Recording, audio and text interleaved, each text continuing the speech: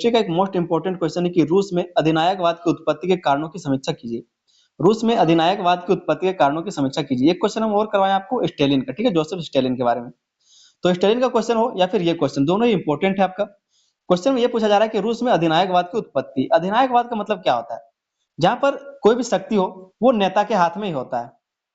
कहने का मतलब अगर हम बात करें कि अधिनायकवाद का अर्थ क्या होता है, तो जो शासक होता है वही सबसे ज्यादा शक्तिशाली होता है। नेता की इच्छा एक कानून होता है, जहां पर जो नेता है उसका जो भी इच्छा है वही कानून बन जाता है। अगर वो चाहेगा कि हमको ये कानून लागू करना है तो वो लागू कर देगा, जनता का उसमें कुछ देखा नहीं जाता, जो चाहे वो करेगा, उसी को अधिनायकवाद कहा जाता है। तो जो रूस में अधिनायकवाद की उत्पत्ति हुई थी उसके क्या कारण रहते हैं उसके बारे में बताना है, ठीक है, समीक्षा करना है आपको। Most important question. तो चलिए शुरू करते हैं इस क्वेश्चन के आंसर को। अगर चैनल पर दोस्तों आप लोग नए हैं तो चैनल को आप लोग सब्सक्राइब करना ना भूलें, ताकि आने वाले जो सेमेस्टर उसमें आप अच्छे से तैयारी कर सके। सारे विषयों का तैयारी कंप्लीट कराया जाता है, ठीक है। समझते हैं इस क्वेश्चन के आंसर को। कहा जा रहा है कि रूस में अधिनायकवाद की उत्पत्ति कोई अचानक घटना नहीं थी, बल्कि यह ऐतिहासिक, राजनीतिक, सामाजिक और आर्थिक परिस्थितियों का परिणाम थे। क्या कहा गया कि रूस में जो अधिनायकवाद देखा जाता है उसकी उत्पत्ति कोई अचानक घटना नहीं थी, बल्कि यह ऐतिहासिक, राजनीतिक, सामाजिक और आर्थिक परिस्थितियों का परिणाम थी। जारशाही काल की निरंकुश परंपराएं, प्रथम विश्व युद्ध की तबाही, 1917 की रूसी क्रांति और उसके बाद की परिस्थितियों ने रूस में एक ऐसे शासन के लिए आधार तैयार किया जिसमें सत्ता पूरी तरह राज्य और एक नेता के हाथों में केंद्रित हो गई, और इसी को अधिनायकवाद कहा जाता है, ठीक है, जहां पर सत्ता जो है, शक्ति जो है पूरे तरीके से एक ही हाथ में केंद्रित हो जाता है। आगे इसमें कहा जा रहा है कि लेनिन और विशेष रूप से स्टालिन के शासनकाल में यह अधिनायकवादी व्यवस्था पूर्ण रूप से विकसित हुई। लेनिन के समय में और जाकर के फिर स्टालिन के शासनकाल में अधिनायकवादी व्यवस्था है वो पूर्ण रूप से विकसित हुई थी इसके समय में, ठीक है। तो इसी चीज को हम लोग यहाँ पर देखेंगे, रूस में अधिनायकवाद की उत्पत्ति के प्रमुख कारण।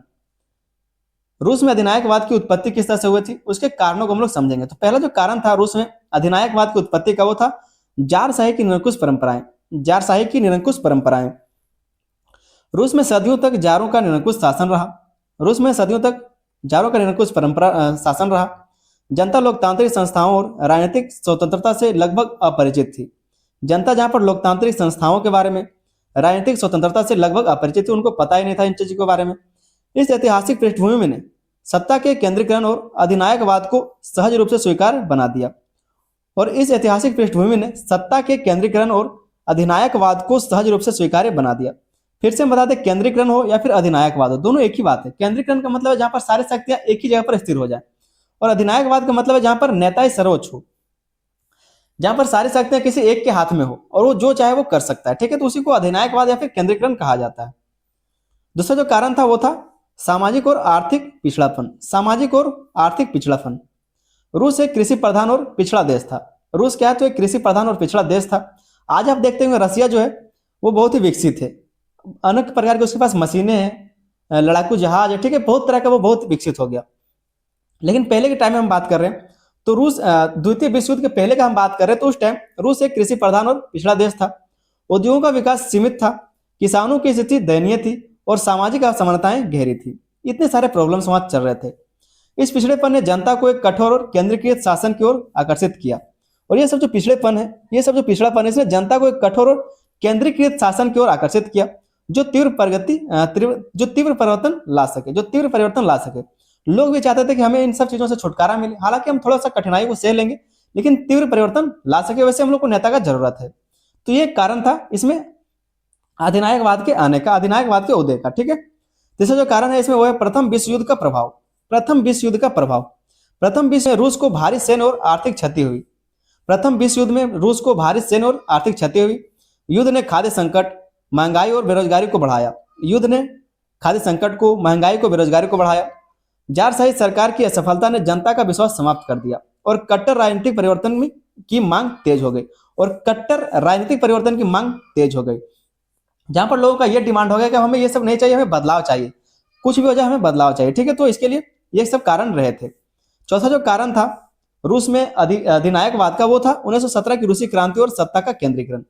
जब रूस में रूसी क्रांति आया 1917 में, और उसके बाद जब सत्ता का केंद्रीकरण हो गया, तो वो भी एक कारण रहा था आपका अधिनायकवाद के उदय का। फरवरी और अक्टूबर 1917 की क्रांतियों ने जारशाही का अंत कर दिया, जारशाही का अंत कर दिया। लेकिन नई सरकारें स्थिरता नहीं दे सकी, लेकिन जो नई सरकार आई वो स्थिरता नहीं दे सकी। बोल्शेविकों ने सत्ता में आने के बाद एक दलीय शासन स्थापित किया जिससे अधिनायकवाद की नींव पड़ी। और जब ये बोल्शेविको सत्ता में आया था उसी ने एक दलीय शासन का शुरुआत किया और तब से लेकर के अधिनायकवाद का नींव पड़ गया और उसी समय से अधिनायकवाद का नींव पड़ा। अधिनायकवाद का मतलब भी वही होता है जहां पर पूरी शक्ति किसी एक पार्टी, एक हाथ में या फिर एक नेता के हाथ में चला जाए। पांचों जो कारण रहा था वो था गृह युद्ध और विदेशी हस्तक्षेप।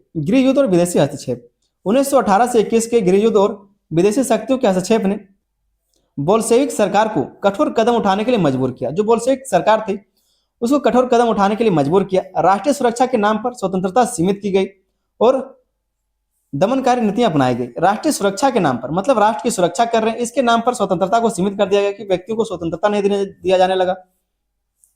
ठीक है, और दमनकारी नीतियां अपनाई गई, दमनकारी नीतियों को अपनाया गया राष्ट्रीय सुरक्षा के नाम पर। छठा जो कारण था वो था लेनिन की नीतियां और पार्टी की सर्वोच्चता। अब आ गए लेनिन, तो लेनिन की जो नीतियां थी और जो पार्टी का सर्वोच्चता था वो भी एक कारण बना। लेनिन ने पार्टी की तानाशाही और लोकतांत्रिक केंद्रीकरण के सिद्धांत को अपनाया। क्या कहा जा रहा है कि लेनिन जो है वो पार्टी की तानाशाही और लोकतांत्रिक केंद्रीकरण के सिद्धांत को अपनाया, जहां पर पार्टी जो वो तानाशाही करेगा और जो लोकतांत्रिक वो किसी एक के हाथ में चला जाएगा, मतलब वो केंद्रीकृत हो जाएगा। ठीक है, इससे पार्टी सर्वोच्च संस्था बन गई। इससे जो उसकी पार्टी थी वो सर्वोच्च संस्था बन गई और व्यक्तिगत स्वतंत्रता तथा बहुदलीय राजनीति समाप्त हो गई। और जो व्यक्तिगत स्वतंत्रता थी वो खत्म हो गया, जो बहुदलीय राजनीति थी वो समाप्त हो गया। अब एक ही पार्टी है और जो सर्वोच्च है, ठीक है, वही सब कुछ करेगा।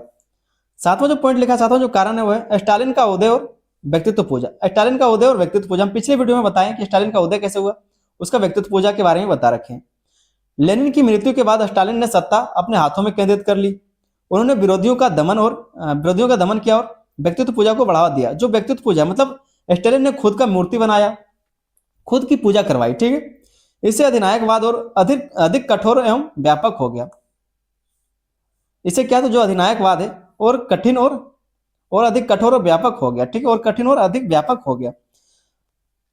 आठवां जो इसमें कारण है वो है पंचवर्षीय योजनाएं और सामूहिक कृषि। पंचवर्षीय योजनाएं जो लाए गए थे स्टालिन के द्वारा और जो पंचवर्षीय सामूहिक कृषि थी वो भी एक कारण बना था।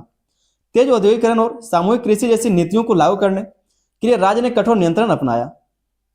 क्या कहा जा रहा है कि तेज औद्योगिकरण और सामूहिक कृषि जैसी नीतियों को लागू करने के लिए राज्य ने कठोर नियंत्रण अपनाया। इन नीतियों के प्रशासन से अर्थव्यवस्था समाज पर पूर्ण राज्य नियंत्रण को जन्म दिया। इन नीतियों ने प्रशासन, अर्थव्यवस्था और समाज पूर्ण राज्य नियंत्रण को जन्म दिया। मतलब इन सब नीतियों पर अब राज्य का संपूर्ण नियंत्रण होगा। तो ये भी एक कारण रहा था। नौवां जो कारण है वो है गुप्त पुलिस और दमन तंत्र। गुप्त पुलिस और दमन तंत्र, चेका, GPU एंड NKVD जैसी गुप्त पुलिस संस्थाओं ने भय का वातावरण बनाया। असहमति और देशद्रोह मानकर कठोर दंड दिया गया, जिससे अधिनायकवादी शासन मजबूत हुआ। और मजबूत होता है। ये सब क्या है, तो कारण है। ठीक है, 10वां जो कारण है वो है लोकतांत्रिक परंपराओं का अभाव। लोकतांत्रिक परंपराओं का इसमें अभाव दिखा।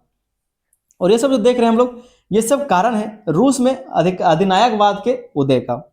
कहा जा रहा है कि रूस में लोकतांत्रिक संस्थाएं कमजोर थी और जनता को राजनीतिक सहभागिता का अनुभव नहीं था।